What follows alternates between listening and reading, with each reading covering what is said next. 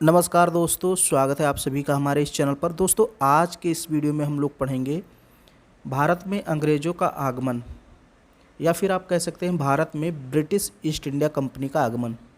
इसके पहले मैंने आपको पुर्तगालियों का आगमन, डचों का आगमन और फ्रांसीसियों के बारे में भी बता दिया है। तो आज का ये वीडियो बहुत इम्पोर्टेंट होने वाला है और आपको पता होगा कि लास्ट में अंग्रेज ही सफल होते हैं। सारी कंपनियां भारत से चली जाती हैं, लेकिन अंग्रेज भारत पे शासन करते रहते हैं और लगभग 200 वर्षों तक शासन करते हैं। तो आज हम लोग पढ़ेंगे कैसे अंग्रेज भारत में आए। ब्रिटिश ईस्ट इंडिया कंपनी का भारत में आगमन, ध्यान से सुनिएगा। 1599 में मर्चेंट एडवेंचरर्स नाम से विख्यात कुछ व्यापारियों ने पूरब से व्यापार करने के उद्देश्य से governor and company of merchant of London trading to the East Indies नामक कंपनी की स्थापना की। अब इसको एक बार समझ लीजिए। 1599 की बात है। ब्रिटेन में कुछ व्यापारी रहते थे, विख्यात थे, उनको मर्चेंट एडवेंचरर्स कहा जाता था। उन व्यापारियों को मर्चेंट एडवेंचरर्स कहा जाता था, यानी खतरनाक रास्तों से व्यापार करते थे, डरते नहीं थे। तो उन्होंने सोचा कि क्यों ना हम लोग पूरब से व्यापार करें। पूरब से व्यापार करने की योजना बनाई उन्होंने और एक कंपनी की स्थापना की। उन व्यापारियों ने एक कंपनी की स्थापना की और उसका बहुत लंबा चौड़ा नाम रखा। क्या नाम रखा उस कंपनी का? Governor and company of merchant of London trading to the East Indies, ये नाम रखा। बाद में इसी को शॉर्ट में ईस्ट इंडिया कंपनी कहा गया। कालांतर में इसी का नाम संक्षिप्त करके ईस्ट इंडिया कंपनी कर दिया गया। अभी इतना समझ में आया, आगे देखिए। 31 दिसंबर 1600 को महारानी एलिजाबेथ प्रथम ने एक रॉयल चार्टर जारी कर इस कंपनी को प्रारंभ में 15 वर्ष के लिए पूर्वी देशों से व्यापार करने का एकाधिकार दे दिया। किंतु आगे चलकर 1609 में ब्रिटिश सम्राट जेम्स प्रथम ने कंपनी को अनिश्चितकालीन व्यापारिक एकाधिकार प्रदान कर दिया। तो ये जो कंपनी बनी थी ईस्ट इंडिया कंपनी, इसको क्या किया? ब्रिटिश महारानी एलिजाबेथ प्रथम ने 31 दिसंबर 1600 ईस्वी को एक आदेश जारी किया और उसमें कहा ये कंपनी पूर्वी देशों से व्यापार करेगी और इसको एकाधिकार प्राप्त रहेगा। एकाधिकार का मतलब ये है कि अन्य कोई भी कंपनी उस क्षेत्र में व्यापार नहीं करेगी। सिर्फ और सिर्फ एक ही कंपनी जाएगी, ईस्ट इंडिया कंपनी जाएगी, पूर्वी देशों से व्यापार करेगी। तो इसी को कहा गया एकाधिकार पत्र। प्रारंभ में महारानी ने 15 वर्षों के लिए यह आदेश पत्र जारी किया था कि आप 15 वर्ष तक जाइए, व्यापार कीजिए। लेकिन 1609 में जब ब्रिटिश सम्राट जेम्स प्रथम बना शासक, तो उसने कंपनी को अनिश्चितकालीन व्यापारिक एकाधिकार प्रदान कर दिया कि आप हमेशा के लिए मतलब व्यापार कीजिए।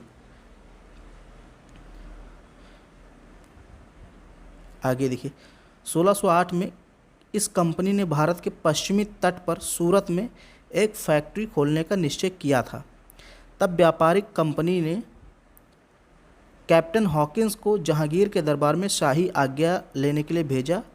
परिणाम स्वरूप एक शाही फरमान के द्वारा सूरत में फैक्ट्री खोलने की इजाज़त मिल गई थी। ध्यान दीजिए, इजाज़त मिली है। 1608 ईस्वी में भारत में किसका शासन था? मुगल सम्राट जहांगीर का शासन था। कौन आया था उसके दरबार में? Captain Hawkins. कब आया था? 1608 में, आज्ञा लेने, सूरत में फैक्ट्री खोलने की, और आज्ञा मिल गई, यानी इजाज़त मिल गई। कैप्टन हॉकिंस जो था वो फारसी भाषा का अच्छा जानकार था और वह हेक्टर नामक ब्रिटिश व्यापारिक जहाज़ का कप्तान भी था। इसलिए उसको कैप्टन कहा था, कैप्टन हॉकिंस, क्योंकि वो कप्तान था। किस जहाज़ से आया था? हेक्टर नामक जहाज़ से आया था। देखिए, 1608 ईस्वी में फैक्ट्री खोलने की इजाज़त मिल गई थी सूरत में, लेकिन फैक्ट्री खुली नहीं थी किन्हीं कारणों की वजह से। 1611 में मुग़ल बादशाह जहांगीर के दरबार में, फिर देखिए 1611 में मुग़ल बादशाह जहांगीर के दरबार में कैप्टन मिडल्टन पहुंचा। एक और यात्री आया, मिडल्टन, और व्यापार करने की अनुमति पाने में सफल हुआ। जहांगीर ने 1613 में सूरत में अंग्रेज़ों के स्थायी कारखाना स्थापित करने की अनुमति प्रदान की। अंग्रेज कैप्टन बेस्ट द्वारा सूरत के समीप स्वाली में पुर्तगालियों के जहाजी बेड़ों को पराजित कर उनके व्यापारिक एकाधिकार को भंग कर दिया गया। यानी सबसे पहले अंग्रेज़ों ने किसको भगाया? पुर्तगालियों को, क्योंकि सबसे पहले पुर्तगाल ही आए थे भारत में। तो अब एक एक करके अंग्रेज़ों ने भगाना शुरू किया इन सबको।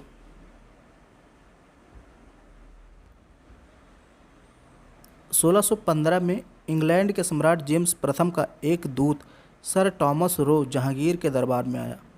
उसका उद्देश्य एक व्यापारिक संधि करना था। अब देखिए, सर टॉमस रो ने मुगल साम्राज्य के सभी भागों में व्यापार करने एवं फैक्ट्रियां स्थापित करने का अधिकार प्राप्त कर लिया। इसके पहले कैप्टन हॉकिंस आया था 1608 में।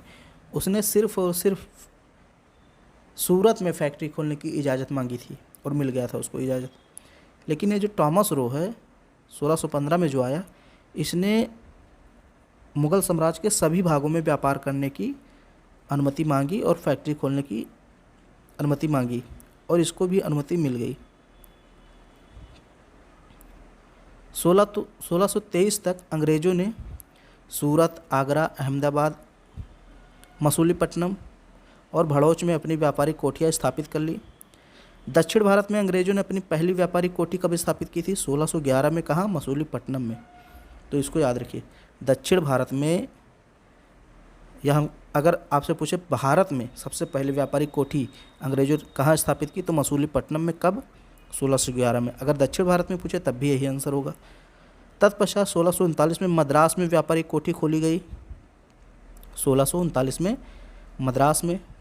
अब देखिए, पूर्वी भारत में अंग्रेज़ों द्वारा स्थापित प्रथम कारखाना 1633 में उड़ीसा के बालासोर में खोला गया। पूर्वी भारत में अंग्रेज़ों द्वारा स्थापित किया गया प्रथम कारखाना कहाँ खोला गया? 1633 में उड़ीसा के बालासोर में और 1639 में मद्रास में। 1651 में हुगली नगर में व्यापार करने की अनुमति मिल गई। तत्पश्चात बंगाल, बिहार, पटना और ढाका में भी कारखाने खोले गए। फ्रांसिस डे ने 1639 में चंद्रगिरी के राजा से मद्रास को पट्टे पर ले लिया, जहां कालांतर में एक किलेबंद कोठी बनाई गई। इस कोठी को फोर्ट सेंट जॉर्ज नाम दिया गया। 1632 में गोलकुंडा के सुल्तान द्वारा अंग्रेज़ों को एक सुनहरा फरमान के माध्यम से गोलकुंडा राज्य में स्वतंत्रता पूर्वक व्यापार करने की अनुमति भी मिल गई। तो देखिए कैसे कैसे अंग्रेज अपना जो क्षेत्र है वो बढ़ाते जा रहे हैं और अधिकार प्राप्त करते जा रहे हैं व्यापार करने की। 1668 में ईस्ट इंडिया कंपनी ने ब्रिटिश सरकार से बम्बई को प्राप्त किया। अपनी भौगोलिक अवस्थिति के कारण पश्चिमी तट पर कंपनी के मुख्यालय के रूप में बंदरगाहों में सूरत का स्थान जल्द ही मुंबई ने ले लिया। यहाँ बम्बई होना चाहिए जहाँ मुंबई लिखा है, क्योंकि पहले बम्बई ही बोलते थे। 1686 में अंग्रेज़ों ने हुगली को लूटा। परिणाम स्वरूप उनका मुगल सेनाओं से संघर्ष हुआ, जिनके बाद कंपनी को सूरत, मसूलीपट्टनम, विशाखापट्टनम आदि कारखानों से अपने अधिकार खोने पड़े। परंतु अंग्रेज़ों द्वारा क्षमा याचना करने पर औरंगजेब ने उन्हें 1.5 लाख रुपये मुआवजा देने के बदले पुनः व्यापार के एकाधिकार प्रदान कर दिए। तो जब अंग्रेज़ों और मुगलों में लड़ाई हुई तो उसमें अंग्रेज़ पराजित हो गए और कई स्थानों से वे अपने अधिकार खो बैठे, जैसे सूरत से, मसूलीपट्टनम, विशाखापट्टनम। तो अंग्रेज़ों ने ढोंग रचा और क्षमा याचना मांग लिया। ऐसा दिखाने लगे कि हम डर गए हैं, और औरंगजेब ने 1.5 लाख रुपये का मुआवजा लेकर फिर से उनको वो अधिकार दे दिए। यानी सूरत, मसूलीपट्टनम, विशाखापट्टनम में फिर से व्यापार करने की अनुमति मिल गई उनको।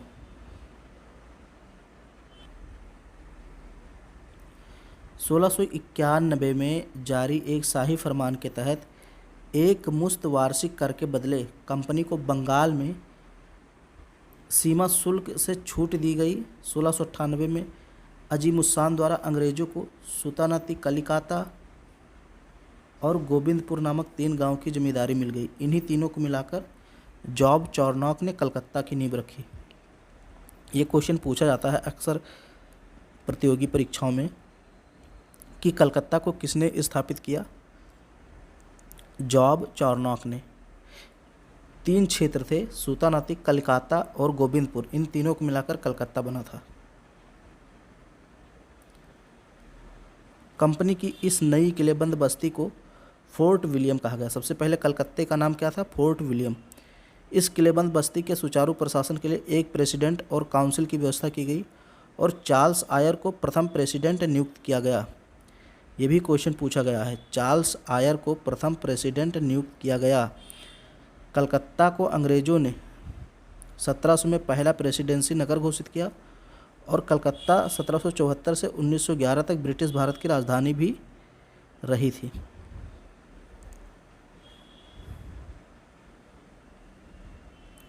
फिर है 1717 में मुग़ल सम्राट फ़र्रुखसियर का इलाज।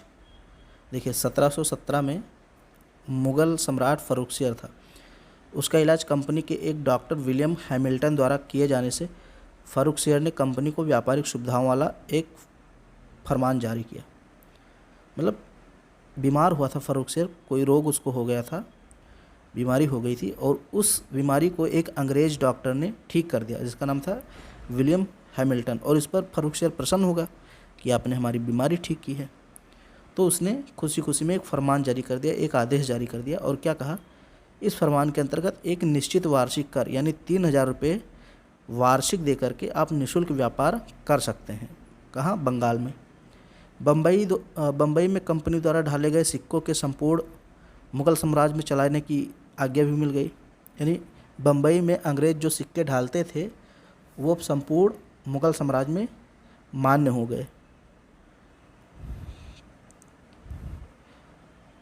उन्हें वही कर देने पड़ते थे जो भारतीयों को देने पड़ते थे, यानी अंग्रेज़ों को अलग से कोई कर नहीं देना पड़ता था। ब्रिटिश इतिहासकार ओम्स ने इस फरमान को कंपनी का महाधिकार पत्र यानी मैग्ना कार्टा कहा है। भारत में कंपनी की फैक्ट्री एक किलाबंद क्षेत्र जैसी होती थी जिसके अंदर गोदाम, दफ्तर, कंपनी के कर्मचारी और घर होते थे उनके रहने के लिए।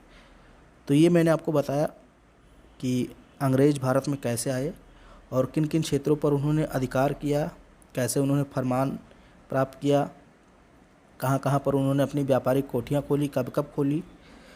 धीरे धीरे आगे विभिन्न यूरोपीय कंपनियों से जब इनका संघर्ष होगा तो उन सभी को पीछे छोड़ करके, पराजित कर करके आगे निकल जाएंगे और भारत पर एक प्रकार से कब्जा कर लेंगे। वो सब हम आगे देखेंगे। फ़िलहाल आज के वीडियो में इतना ही। अगर वीडियो आपको पसंद आया तो इसको लाइक कर दीजिए, शेयर कर दीजिए और चैनल पे पहली बार आए हैं तो चैनल को सब्सक्राइब भी कर लीजिए।